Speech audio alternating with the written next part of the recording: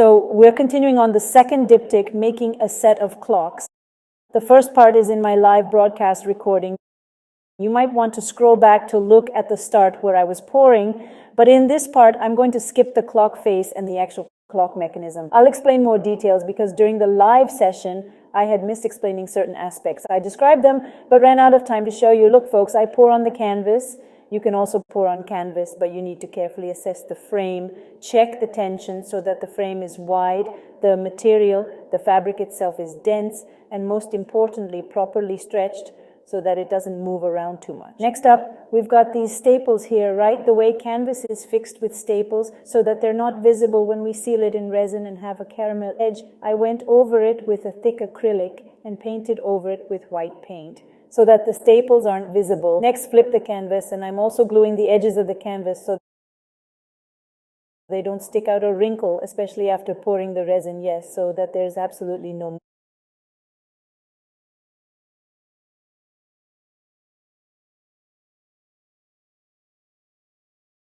movement happening. Heated the hot gun adhesively, bit by bit, moving the edge a little bit at the edge between it, pressing the canvas down well. Then, when it's sealed with resin, you won't see any difference.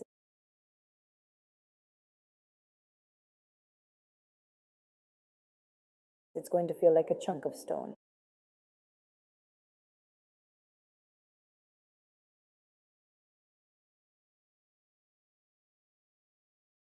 All right, let's go. I have mixed epoxy resin in 2 cups to prevent it from being in a large volume so that it doesn't polymerize faster. Because in volume, it polymerizes faster.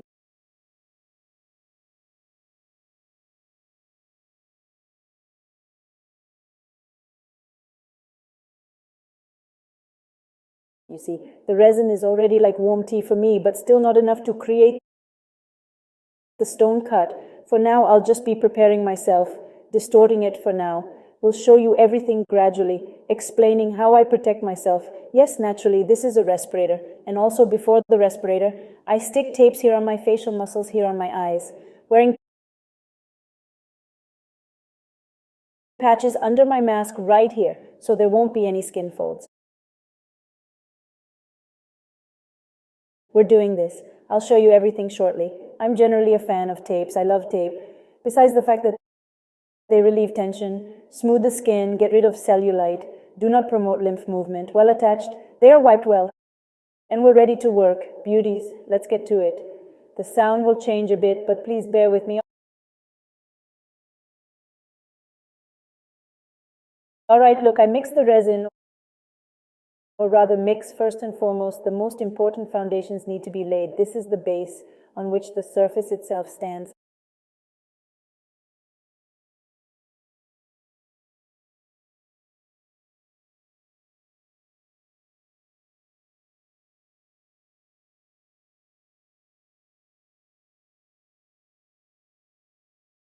I cover the table, protect it, protect myself. You can see my dirty working overall. Change your clothes, you'll get dirty 100%.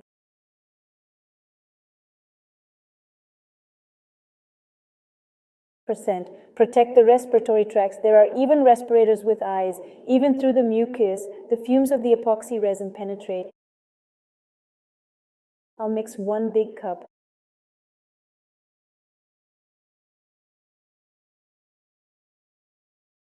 And dye it with white resin. The pigment should be opaque. See, I always mix in clear cups so I can see how well mixed the resin is. So there are no strings or spider webs. This is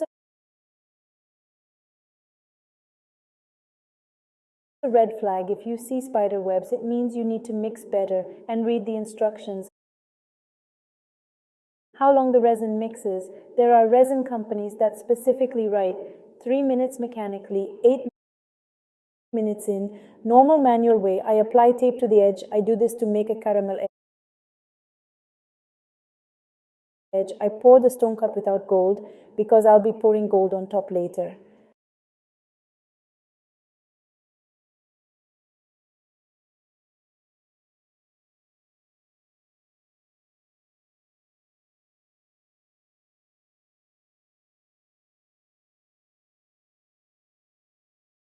And the brown, I'll paint the rest white, leaving a little transparent for the rocks. Okay, green, I'm using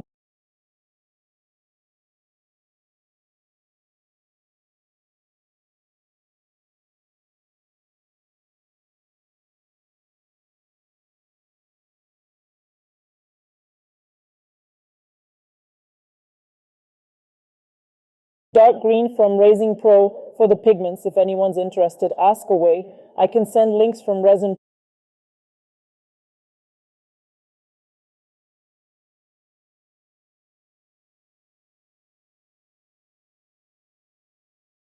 Pro, and you can get a 10% discount with my promo code. I need to mark where my rocks will be, guys. At this stage, it will look really cool if you make these bases where the rocks are live. I've already mentioned in the broadcast that our rhinestones have bases, rocks have bases, metallic ones you can fill or pour with silver spray paint. You could stick something gold foil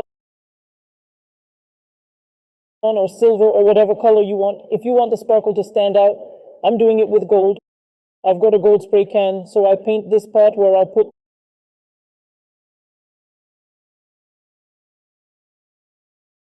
the rocks. Next, I pour transparent resin here. It's not a big deal that it hasn't dried yet.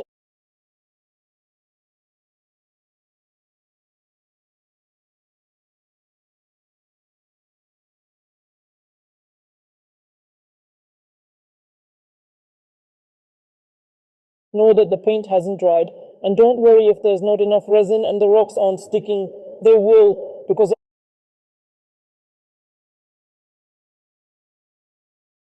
I'll be covering them again from the top. At this point, you can add really large cobblestones that will look good within the frame. Yes, in the frame, and it makes sense in your work. Now let's pour the dirty glass layer by layer and mix the colors. I'll leave a bit of colored resin to create veins. Look guys, in fluid art technique, dirty glass came from there, just like the resin which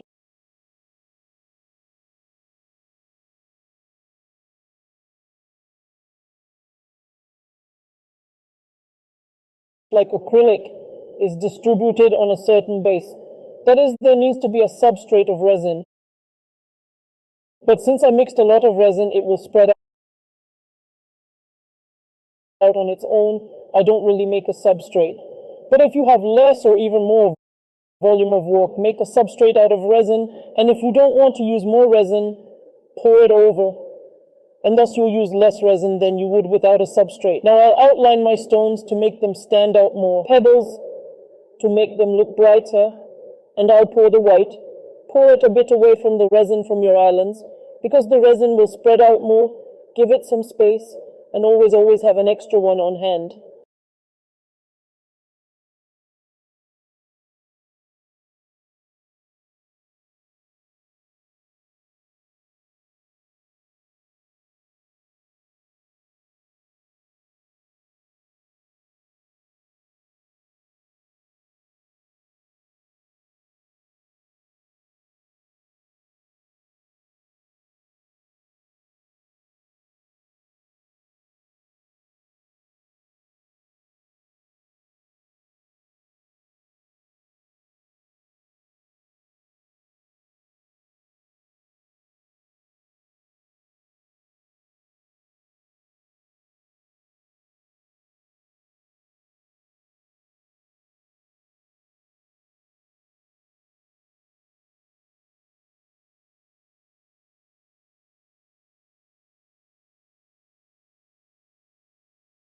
So let's start working out the details.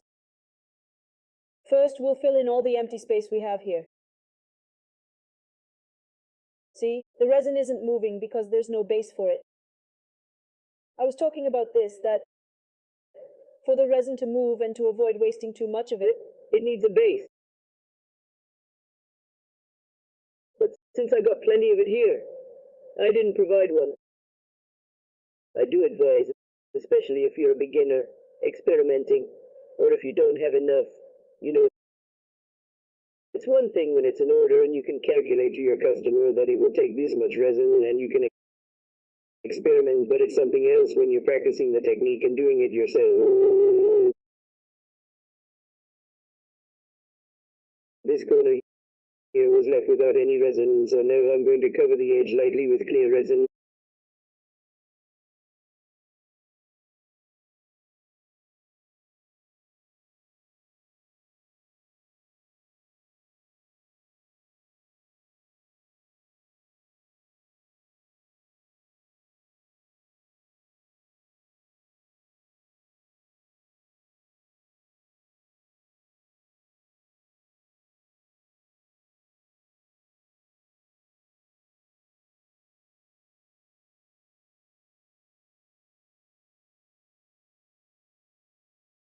Alright, let's clean up where it got spread out and distributed with my finger.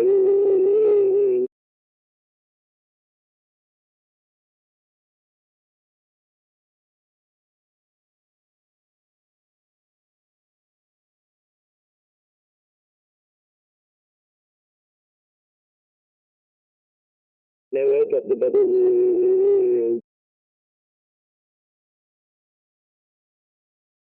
Don't keep the torch on too long.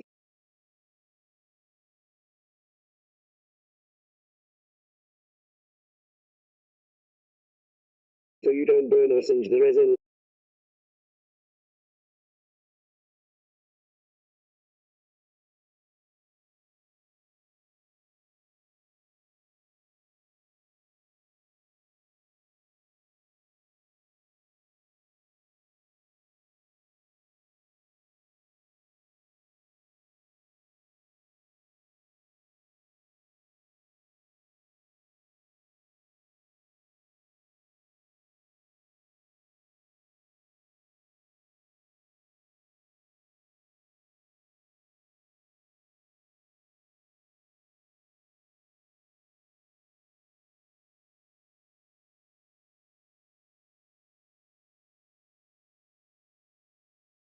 Right now, this part reminds me of how bakers decorate their cakes. It's similar to how a resin artist finishes off the caramel edge. The resin is like honey now, slowly flowing, very slowly,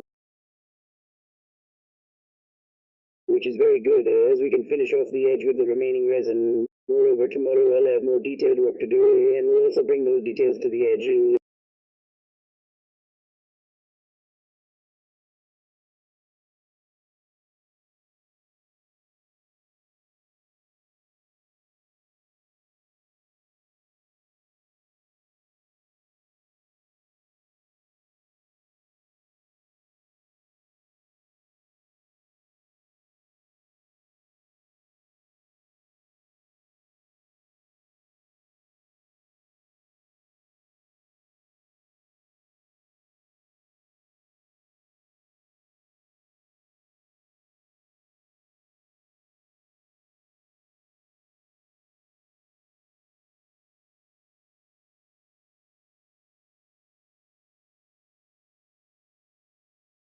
We spread it evenly with our finger, just getting rid of the bubbles.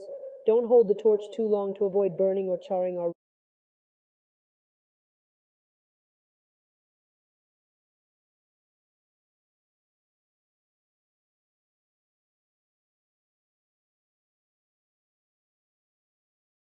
right now this part reminds me of how bakers decorate their cakes, just like a resin artist shapes the caramel edge.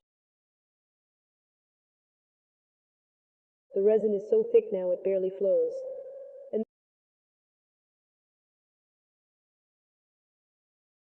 that's great. We'd better shape the edge with the leftovers, plus tomorrow I will have even more details to put in. We'll also apply them to the edge.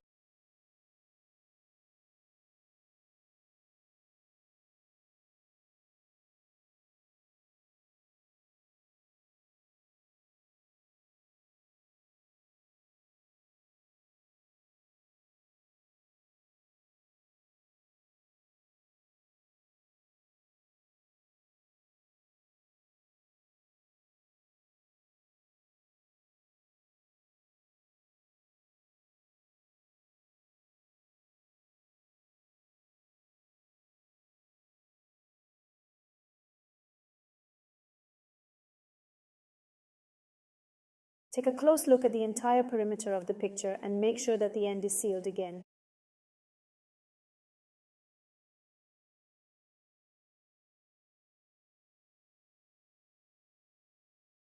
So 4 hours have passed. I've mixed a good amount of thick resin. Now I'm going to go all out.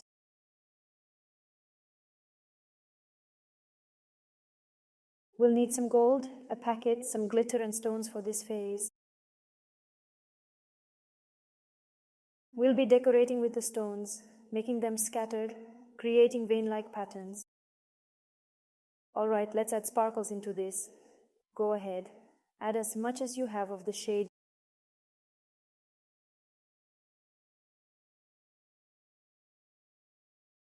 you want the veins to be in. Yep, put it all in here. Okay, I want more. This gold here, it's my dry pigment, it's buoyant gold. Basically, add in all the sequins you can find. Add everything like this. Let me quickly mix it up. Have a look and pour it into the packet. If your resin hasn't reached the right consistency yet,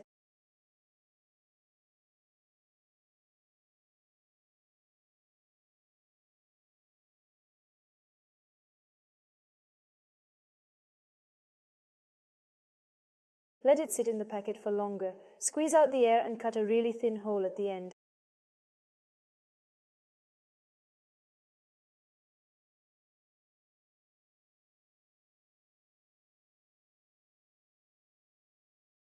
Make the hole as small as possible, and here we go. Gotta let out the air here too. Look at it flowing. Begin by carefully outlining and aim to make the line uneven.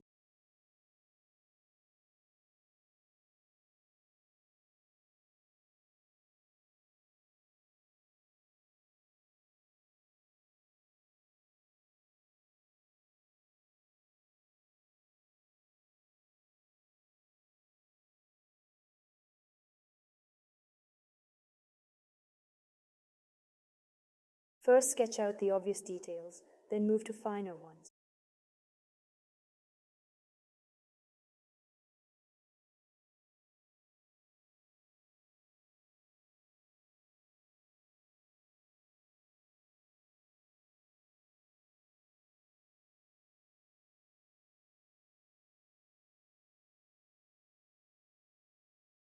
And look guys, we apply the same principle as we just did.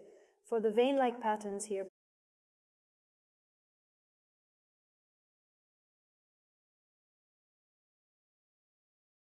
pouring in stones, dust, whatever I have, only light shade for now. I will add gold separately.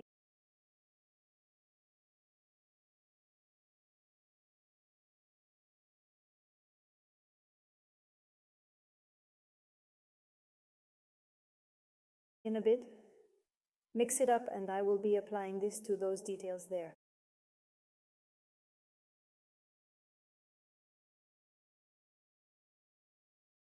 Just the same, pouring it onto my stones.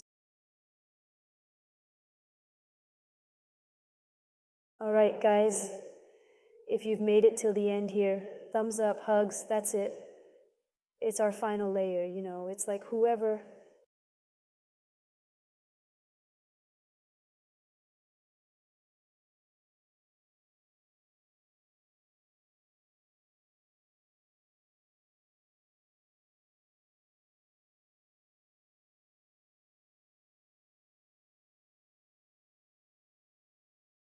It all depends on how meticulous and particular you and your client are, as well as your client's budget. You should discuss all of this. My task was to make the thing as rich, expensive, and beautifully high quality as possible, so I'm showing you everything layer by layer. Now, for the finishing touch, just like how we finish dishes, we don't use fresh, live mixed resin, and we don't do it on a beautiful coating. Instead, we take P320 sandpaper, my one true love, and start sanding, making sure to sand both the edges and the entire painting, canvas and all. We sand it really well. Meanwhile, our resin, I'll be using liquid resin for the finish. Again, it all depends on the product and how it's going to be used. For instance, when it comes to dishware, I only use medium or thick resin. But since this piece will hang on a wall and won't be touched or handled much, I use a thin liquid resin. This is because liquid resin is very clear but also quite fragile, and it easily and thinly spreads, which is exactly what we want for the third layer. So now I'm about to apply the numbers using a spatula. I've already sanded and cleaned the surface, and my resin is warming up on the heater so we can start applying. Oops!